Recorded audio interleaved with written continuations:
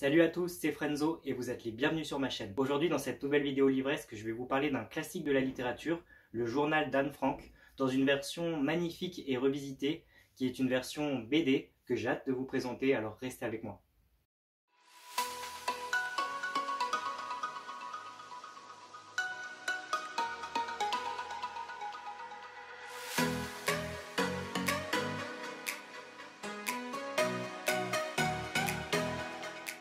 Qui n'a jamais entendu parler du journal d'Anne Frank, ce classique de la littérature? Cet ouvrage est, depuis sa sortie dans les années 40, un ouvrage qui s'est vendu à des millions d'exemplaires à travers le monde et qui a été traduit dans pas moins de 70 langues. Sa renommée, elle est telle qu'il était et qu'il continue d'être proposé en lecture à l'école aux jeunes étudiants. Petit aparté d'ailleurs, j'en profite, si vous êtes étudiant et que vous regardez cette vidéo, sachez que j'ai une playlist YouTube qui s'appelle Littérature étudiante, dans laquelle vous retrouverez tout plein de classiques de la littérature qui sont susceptibles de vous être proposés à l'école.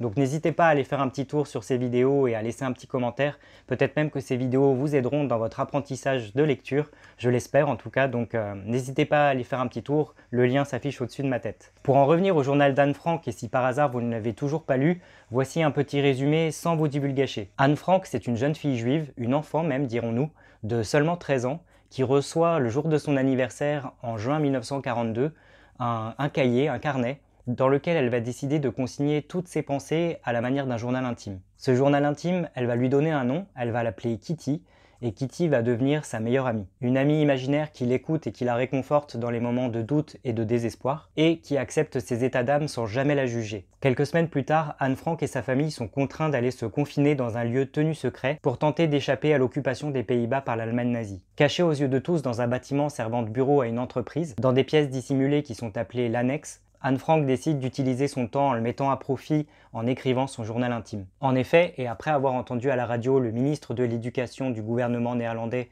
dire qu'après la guerre, il faudrait que les gens témoignent de ce qu'ils ont vécu pendant cette occupation allemande, elle se dit qu'après la guerre, elle publiera son premier ouvrage qui témoignera de cette expérience. Nous suivons donc alors Anne Frank et sa famille cachés dans cette fameuse annexe, tentant de survivre sans se faire prendre dans ce nouveau quotidien plus que chaotique. Voilà sans divulgacher le petit résumé de ces écrits devenus cultes. Des écrits réels et poignants qui sont devenus le témoignage, le porte-parole d'une époque incroyablement triste et révoltante. J'ai donc redécouvert cette lecture que je connaissais déjà bien, mais comme je vous le disais en intro de cette vidéo, à travers une BD qui retrace l'histoire d'Anne Frank et qui est vraiment de toute beauté. Cette fameuse BD, vous la retrouverez aux éditions Soleil, et sachez qu'elle est scénarisée et dessinée par Ozanam Enadji, et qu'elle vaut vraiment le coup d'œil. C'est une version aussi sublime que touchante, qui met véritablement à l'honneur les écrits d'Anne Frank, sans jamais s'en éloigner, ou bien au contraire, c'est un hommage vraiment magnifique, et je vous montre de ce pas quelques images, quelques illustrations à l'intérieur de la BD pour vous donner envie. Donc comme vous pouvez le voir, les illustrations elles sont de toute beauté. La BD elle est extrêmement réussie. On retrouve les mêmes teintes de couleurs violette, mauve tout le long de la lecture. C'est en raccord avec la couverture et la quatrième de couverture. Donc c'est très drôle, c'est très touchant, c'est très bien dessiné, très bien illustré. Et on passe vraiment un super moment. Donc voilà, sans trop vous en montrer, je peux vous dire en tout cas que c'est très joli. Alors voyez-vous, je me demandais si effectivement j'allais ressentir cette même force que j'avais ressentie à l'époque en lisant les écrits du journal d'Anne Frank, et si j'allais ressentir la même émotion, la même tristesse, et oui, comme je disais, cette même force impressionnante qui nous imprègne quand on lit pour la première fois le journal d'Anne Frank. Je me demandais si, sous format BD, j'allais ressentir exactement la même chose ou non. Avec cette transfiguration sous format BD, la réponse est oui, un grand oui. J'ai passé un excellent moment de lecture. Mais nous en reparlerons dans la conclusion de cette vidéo. Maintenant, comme d'habitude, et vous le savez, je vais divulgacher l'intrigue. Alors si vous n'avez toujours pas lu Journal d'Anne Frank, je vous invite à cliquer directement sur la partie conclusion de cette vidéo ou à revenir dessus une fois que vous l'aurez lu. Donc comme je vous le disais, nous suivons cette fameuse jeune fille, Anne Frank, qui n'a que 13 ans encore une fois, et qui se retrouve enfermée dans cette annexe pour échapper à l'occupation nazie avec toute sa famille. Comme je vous le disais précédemment, en juin 1942, elle a reçu de la part de sa famille pour son anniversaire un carnet. Ce fameux carnet, elle l'emmène avec elle tout le temps et elle y consigne toutes ses pensées, tous ses moindres faits et gestes à la manière d'un journal intime. Journal intime qu'elle a décidé d'appeler Kitty. Kitty qui est donc sa meilleure amie, avec lequel elle passe la plupart de son temps. D'autant plus depuis le jour où elle s'est retrouvée confinée dans cette annexe, cachée aux yeux de l'Allemagne nazie, pour tenter justement d'échapper au pire. Elle continue du coup d'écrire tout ce qui lui passe par la tête dans son journal intime, qui est un petit peu sa seule occupation dans cet endroit caché. Et très vite, nous découvrons un personnage hyper attachant, une jeune fille très vive d'esprit, hyper intelligente, hyper touchante, perspicace, drôle et qui surtout adore la vie. Mais à côté de ça, et c'est la partie un petit peu tragique de cette histoire, c'est que nous avons affaire à une enfant de 13 ans, encore une fois, qui est obligée de se cacher pour survivre et tenter d'échapper à l'occupation de l'Allemagne nazie. Et ce, afin de ne pas être tuée, elle et sa famille, ce qui rend son quotidien quand même rempli d'angoisse, de peur, de terreur, au doute également, et à pas mal de questions humaines qui la frappent de plein fouet. Et par la même occasion, c'est une ode à l'adolescence qui nous est offerte à travers ce journal d'Anne Frank. Et c'est ça la beauté et la tragédie à la fois des écrits du journal d'Anne Frank. Ce sont là les émotions d'un enfant en plein développement, privée de tout repère, de tout ce qu'elle aime, confinée dans un lieu d'épouvante, livrée à elle-même, seule avec sa famille, à attendre un futur plus qu'incertain. Nous partageons donc ces angoisses à tout moment, à elle, à sa famille, à d'autres amis qui viennent les rejoindre dans cette fameuse annexe qui est cachée. Et pourtant, malgré la joie, malgré l'horreur, etc., ils restent tous soudés. Il reste une famille, malgré les disputes, malgré les moments de doute, etc. Il reste un groupe hyper soudé, encore une fois, et c'est ça qui est très touchant. D'ailleurs, pour revenir sur les fameuses disputes qui se jouent au sein de cette annexe, souvent on comprend que ces disputes sont la cause principale d'Anne Frank et de son tempérament bien trempé. Et c'est vrai que ce confinement, malgré l'horreur qu'il représente, nous apporte vraiment beaucoup de joie, notamment au niveau des liens familiaux, des liens amicaux. On rigole en même temps qu'Anne Frank quand elle se fait gronder ou qu'elle essaye de dire des choses drôles, qu'ils font tous de l'humour autour de la table, par exemple, quand ils sont en train de manger. On passe vraiment des moments forts au niveau humain et c'est ce qui rend ces écrits, ces fameux écrits, vraiment très très forts. Mais dans cette petite annexe dans laquelle ils essayent de survivre le mieux possible, il va aussi leur arriver des choses assez dramatiques, comme par exemple cette fois où l'annexe va perdre son électricité pendant plusieurs semaines, ce qui va plonger la famille et tous ses occupants dans le noir complet encore une fois durant de longues semaines. Et je ne sais pas si on peut se représenter vraiment ça, nous, à notre échelle, se retrouver dans le noir complet durant des semaines, c'est-à-dire manger dans le noir, manger, attention, parce que Anne Frank et sa famille n'ont pas beaucoup de choses à manger justement dans ce repère caché. Donc ils essaient de manger comme ils peuvent, de s'habiller, de dormir, de faire des toilettes intimes avec le peu d'eau qu'ils ont. Tout ça dans le noir, c'est vraiment un cauchemar absolu, surtout avec cette oppression de se faire prendre, de se faire tuer par l'Allemagne nazie, qui est constante. Et cette peur de se faire prendre, elle se caractérise assez souvent dans les écrits de la jeune Anne, puisqu'elle nous révèle qu'à plusieurs moments, ils entendent des bruits dans le bâtiment où ils se sont cachés, des bruits susceptibles de venir de soldats nazis qui sont à leur recherche.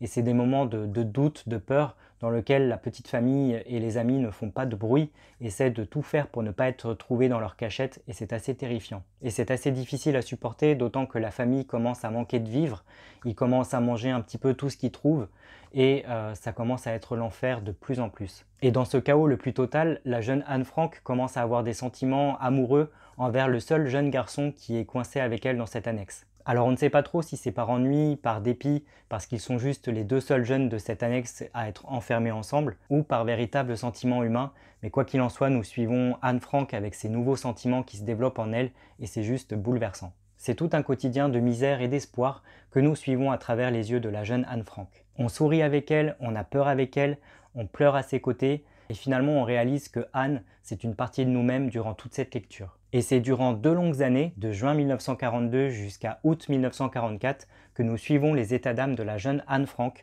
qui ne va jamais cesser d'écrire dans son journal. Et malheureusement, l'horreur nous frappe à la fin de ces 2 années, où on réalise que nous sommes devant un texte réel, nous ne sommes pas dans une histoire fictive, et il y a cette fin horrible, aussi abrupte que déchirante. Anne et sa famille sont finalement dénichés de leur cachette.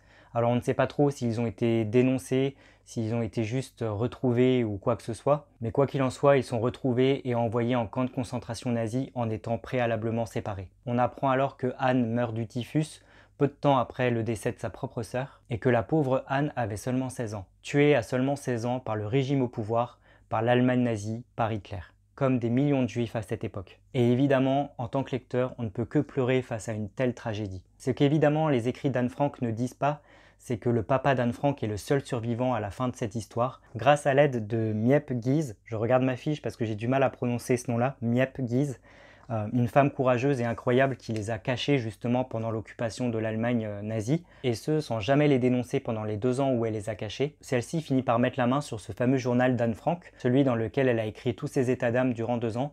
Elle le retrouve dans cette annexe où ils étaient tous cachés, et elle finit par donner ce journal intime à son père, qui va mettre un bon mois avant de se décider à le lire. Je précise, un bon mois après la mort de sa fille. Il faut se mettre dans la tête que le pauvre papa a perdu toute sa famille, qu'il est le seul survivant de ce drame, et que donc il a pris un petit peu de temps avant de se plonger dans le journal qu'a écrit sa fille durant 2 ans. Mais lorsqu'il va découvrir les écrits d'Anne Frank, quand il va découvrir ce fameux journal qu'elle a tenu durant les 2 ans où elle était coincée dans l'annexe, il va être frappé par son écriture et il va décider de tout faire pour la publier. C'est ce qu'il arrivera à faire des années plus tard, et aujourd'hui, tout le monde connaît les fameux écrits du journal d'Anne Frank. Un journal intime aussi extraordinaire que puissant, touchant, dramatique et fort. Ma conclusion. Le journal d'Anne Frank, ce n'est pas un roman à proprement parler, puisqu'il est constitué des écrits du journal intime de la fameuse Anne Frank. C'est donc un récit autobiographique pour lequel on ne peut pas simplement dire j'aime ou j'aime pas. Les faits ici sont avérés et suffisamment marquants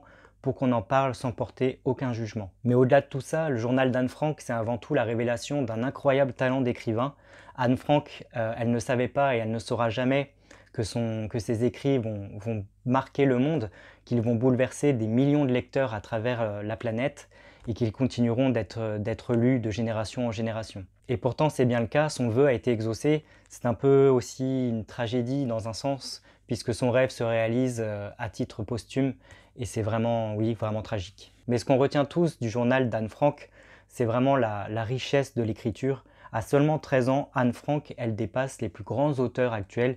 Elle a vraiment un pouvoir d'écriture fort, phénoménal, qui nous laisse un petit peu sur le cul, pardonnez-moi l'expression. C'est complètement fou de se dire qu'à seulement 13 ans, on peut avoir une écriture aussi forte, aussi touchante, aussi extrêmement bien travaillée en n'étant qu'une simple enfant. Et elle le disait elle-même dans son journal intime, et là je la cite, « Deviendrai-je jamais une journaliste et un écrivain? Je l'espère tant, car en écrivant, je peux tout consigner, mes pensées, mes idéaux et les fruits de mon imagination. » Et la réponse, encore une fois, est un grand oui, même si malheureusement il aura fallu attendre sa mort pour que cela arrive. Malgré tout, et c'est mon avis personnel, je pense, et je suis même persuadé, qu'elle le serait devenue si elle avait survécu. Quoi qu'il en soit, cette édition sous format BD est une petite pépite d'émotion. Ma crainte de ne pas retrouver la beauté des écrits d'Anne Frank s'est très vite envolée avec cette version BD. J'en suis même ressorti en larmes, comme la toute première fois que j'ai lu les écrits originaux, donc ça prouve que c'est réussi. Les illustrations sont parfaites, drôles et touchantes. Les textes sont toujours aussi forts et percutants. J'ai été autant touché que la version romancée, si ce n'est plus, du coup, pari réussi. Si vous voulez redécouvrir le journal d'Anne Frank dans une toute nouvelle version, mais avec toujours autant d'émotions, alors je vous recommande vivement cette version BD qui est sortie aux éditions Soleil. Elle est juste sublime et je pense que vous passerez un très très bon moment. Ça se lit extrêmement vite et c'est tout aussi poignant que la version originale. Et si vous n'aimez pas trop lire ou que vous commencez la lecture, je pense que c'est peut-être pas mal de se lancer dans cette BD du journal d'Anne Frank qui vous aidera à comprendre l'histoire plutôt facilement. Parce qu'encore une fois, il faut vraiment apprendre à découvrir cette histoire. Cette histoire mérite d'être connue et d'être partagée avec le plus de monde possible. Donc, si vous avez plus d'accessibilité avec le format BD, n'hésitez surtout pas. Le scénariste et l'illustrateur Osana Menadji ont fait un travail colossal pour cette BD, un travail vraiment de qualité qu'il faut souligner. Donc encore une fois, et pour conclure, cette version est vraiment une version magnifique, une BD vraiment qui nous transporte dans le quotidien d'Anne Frank. C'est très réussi, c'est très fidèle à l'histoire originale. On apprend plein de choses, on est touché, on rigole, on passe par diverses palettes de sentiments qui sont extrêmement forts. Donc, je vous le recommande encore une fois à 100%. Et vous alors, avez-vous déjà lu le journal d'Anne Frank, que ce soit en version classique ou en version BD comme je viens de vous le présenter?